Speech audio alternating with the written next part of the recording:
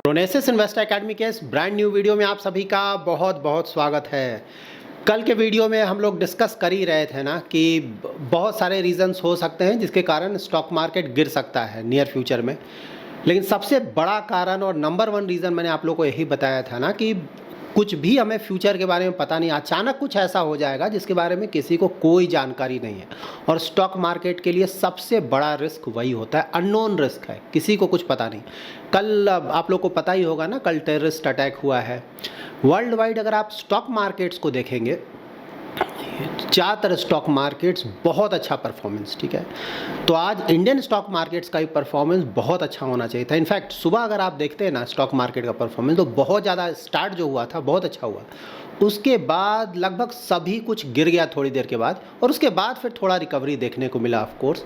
लेकिन हाँ, जिस तरह का बाहर माहौल है स्टॉक मार्केट्स का, उसके मुकाबले इंडियन स्टॉक मार्केट का परफॉर्मेंस आज अच्छा नहीं रहा है।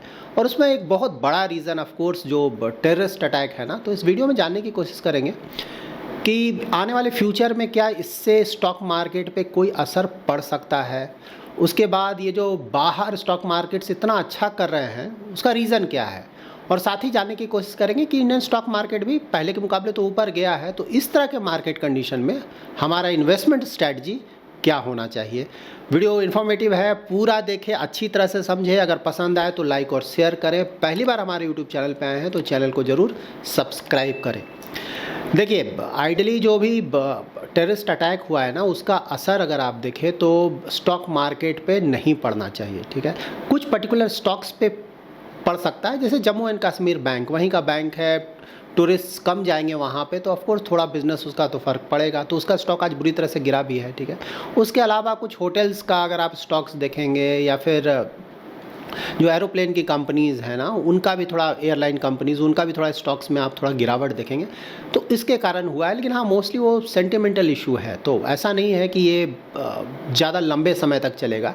यहाँ पे सिर्फ हमें ध्यान ये रखना है कि अब देखिए, अब जो अटैक हुआ है, अब इंडिया ऑफ कोर्स बदला तो लेगा ना, बनता है। ये अटैक मोस्टली ना, उसके जो जनरल हैं असीम मुनीर पाकिस्तान का, उसने कुछ दिनों पहले ही बोला था ना, टू नेशन थ्योरी, बहुत कुछ ना खिलाफ में बोला था, तो ये ड्यू लग रहा था कि कुछ गड़बड़ होने ही वाला है, और अनफॉर्चुनेटली हो भी गया। तो इंडियन गवर्नमेंट ऑफ कोर्स, देखिए अभी तक जिसा रिसेंट टाइम्स का ट्रैक रिकॉर्ड रहा है, तो ऑफ कोर्स बदला तो लिया जाएगा। मतलब जितने लोग मरे हैं, एटलीस्ट उनका मतलब 1000 या 1000 टाइम्स एटलीस्ट, मैं बोल रहा हूँ, उतना तो बिल्कुल बदला लेना ही चाहिए। मतलब उन्हें बताना होगा ना कि हमारे एक आदमी की कीमत कितनी है। अगर लाख में लिया जाए तो और अच्छा है, लेकिन एटलीस्ट थाउजेंड्स में तो लेना ही चाहिए। तो उसके कारण थोड़ा स्टॉक मार्केट पे थोड़ा बहुत प्रेशर है कि इंडिया कैसे रिटेलिएट करता है, और करना भी चाहिए ना। अच्छा, मतलब अगर नहीं करोगे तो फिर ये हमेशा चलता रहेगा ना, और अच्छे खासे तरीके से करना चाहिए, और करेगा। मुझे ऐसा लगता है कि गवर्नमेंट बड़ा कुछ रिटेलिएशन आने वाला है आने वाले दिन में, तो उसके कारण देखते हैं क्या होता है। उसके कारण स्टॉक मार्केट में थोड़ा आप देखेंगे अप डाउन चलेगा, तो मेंटली इसके लिए प्रिपेयर्ड रहे। तुरंत तो नहीं होगा, हाँ, कुछ समय के बाद होगा, बट हाँ, होगा ज़रूर।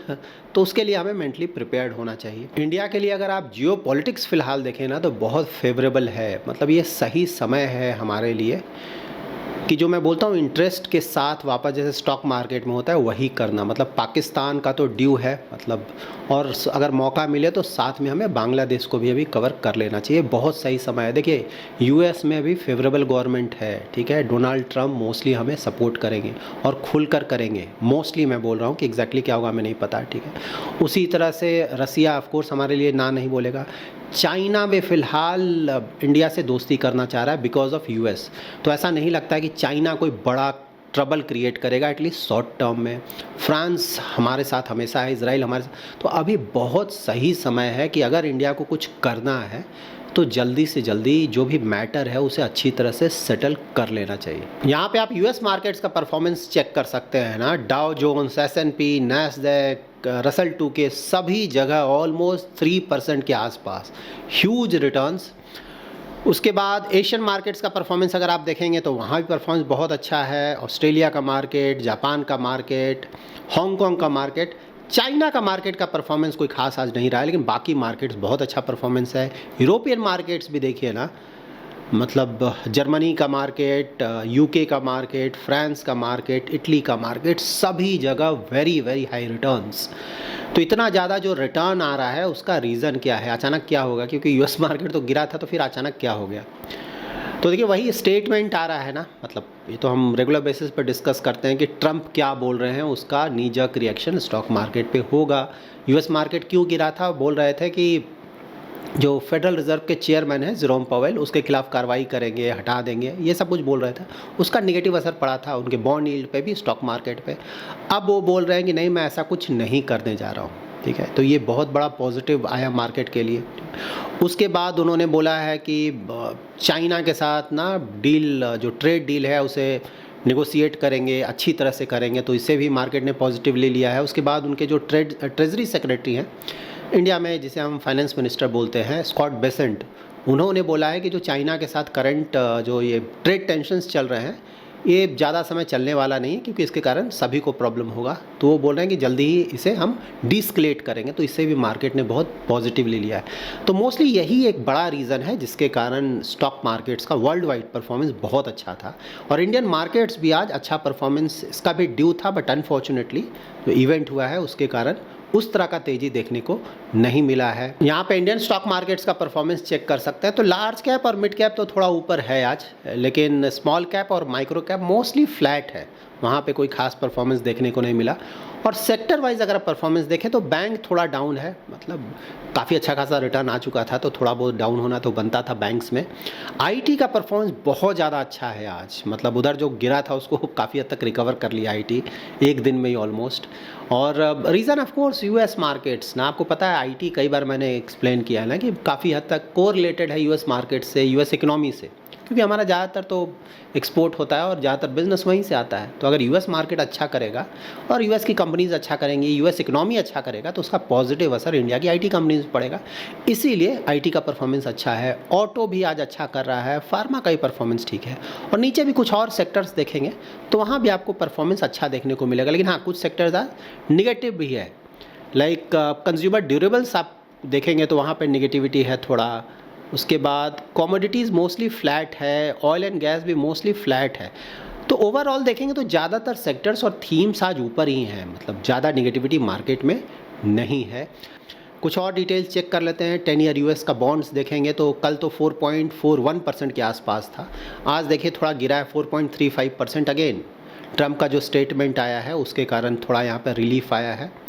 उसके बाद ऑयल देखेंगे तो ऑयल थोड़ा बढ़ा है ना, 68 से भी ऊपर चला गया है, क्योंकि यूएस ने ईरान पे कुछ और सैंक्शंस लगा दिए हैं, तो इसका नेगेटिव असर थोड़ा पड़ा है। लेकिन अभी भी हमारे लिए तो कंफर्टेबल है, कोई बहुत ज़्यादा नहीं है। उसके बाद एक और इम्पॉर्टेंट है डॉलर इंडेक्स, अभी भी मतलब पहले से तो थोड़ा ऊपर गया है ना, लेकिन अभी भी 99 के आसपास ही है, ठीक है। तो डॉलर इंडेक्स तो ऊपर जाने का कोई खास नाम नहीं ले रहा है, क्योंकि यूएस में प्रॉब्लम तो है, ठीक है। तो ये प्रॉब्लम मतलब अभी तो लगता है कि बना ही रहेगा। डॉलर इंडेक्स यहाँ से ऐसा नहीं लगता है कोई बहुत तेज़ी से बहुत ज़्यादा ऊपर जाएगा। उसके बाद क्रिप्टोज़ देखेंगे ना, क्रिप्टोज़ का बहुत अच्छा परफॉर्मेंस, ह्यूज, मतलब बुरी तरह से गिर गया था ना, ऑलमोस्ट सभी कुछ रिकवर कर रहा है अब। और ऑफ कोर्स रीज़न क्या हो सकता है? देखिए जो भी एसेट क्लासेस है ना, different asset classes, equity, debt, real estate, commodities में गोल्ड, सिल्वर, और आजकल उसमें आप क्रिप्टो भी ऐड कर सकते हैं, तो सब आपस में कॉम्पीट करते हैं ना कि भाई पैसा कहाँ जाएगा इन्वेस्टर का, जहाँ ज़्यादा पैसा जाएगा ऊपर जाएगा।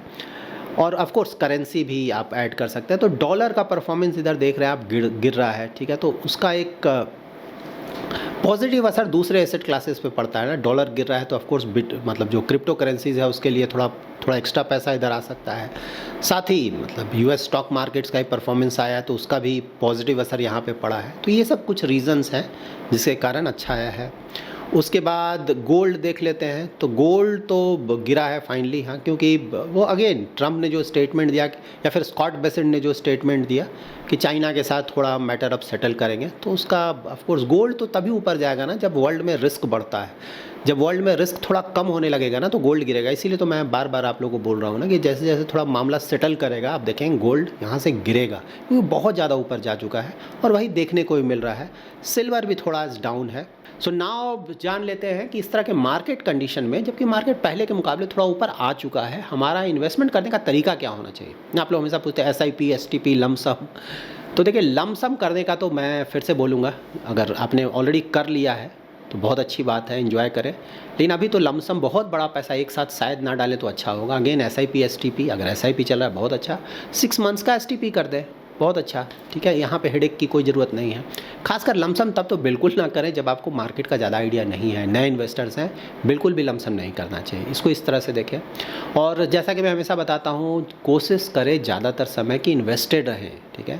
मार्केट शॉर्ट टर्म में अप डाउन हमेशा बना रहेगा, ठीक है, उसमें कुछ नहीं किया जा सकता, मार्केट ऐसे ही चलता है, आपको ये एक्सेप्ट करना पड़ेगा। आपके हाथ में क्या है, अच्छा क्वालिटी रखना है, इन्वेस्टमेंट होराइजन लॉन्ग टर्म का रखना है, रिस्क प्रोफाइल अगर एग्रेसिव है दैट इज़ आप बहुत ज़्यादा रिस्क ले सकते हैं, तभी इक्विटी में इन्वेस्ट करना है। ये सब बेसिक चीज़ों का ध्यान रखें और ज़्यादातर समय में आप इन्वेस्टेड रहें। लाइक मैं इन्वेस्टेड आता हूँ, म्यूचुअल फंड्स में भी इन्वेस्ट, थोड़ा बहुत SIP चल रहा है, लेकिन जो पैसा इन्वेस्टेड है, ठीक है। स्टॉक्स में भी, हाँ, स्टॉक जब मार्केट गिरा था, मैंने आप लोग को अपडेट भी किया, थोड़ा मैंने चेंजेस किया था ना, क्योंकि उस समय बाइंग अपॉर्चुनिटीज़ नहीं थे, मार्केट बहुत ऊपर जा चुका था, ठीक है। तो वहाँ पे सिर्फ मेरे पास पोर्टफोलियो में 6 स्टॉक्स थे, क्योंकि कोई अच्छा अपॉर्चुनिटी नहीं मिल रहा था, वहीं पे छोड़ दिया था।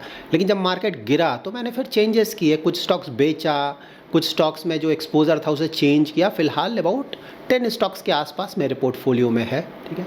और ज़्यादातर मैं इन्वेस्टेड हूँ। थोड़ा बहुत पैसा ऑफकोर्स देखिए, मंथली जो भी थोड़ा बहुत आप लोगों के जैसा ना पैसा आता है, कुछ अगर बचता है खर्च करने के बाद, तो ऑफकोर्स वो मैं इन्वेस्ट करता हूँ और आगे भी करता रहूँगा। लेकिन हाँ, मोस्टली मैं इन्वेस्टेड रहता हूँ। आइडियली अगर आप बहुत ज़्यादा रिस्क ले सकते हैं और वेरी लॉन्ग टर्म का इन्वेस्टमेंट होराइजन है, जैसे मेरा 10 ईयर प्लस का इन्वेस्टमेंट होराइजन है, तो वहाँ पे ट्राई करना चाहिए कि ज़्यादा से ज़्यादा इन्वेस्टेड रहें।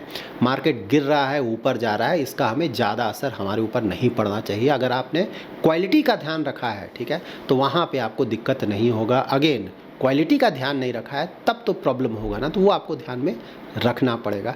So that's it in this video. अगर आपको ये वीडियो पसंद आया है तो ज़रूर लाइक एंड शेयर करें। पहली बार हमारे यूट्यूब चैनल पे आए हैं तो चैनल को ज़रूर सब्सक्राइब करें। Thanks lot for watching.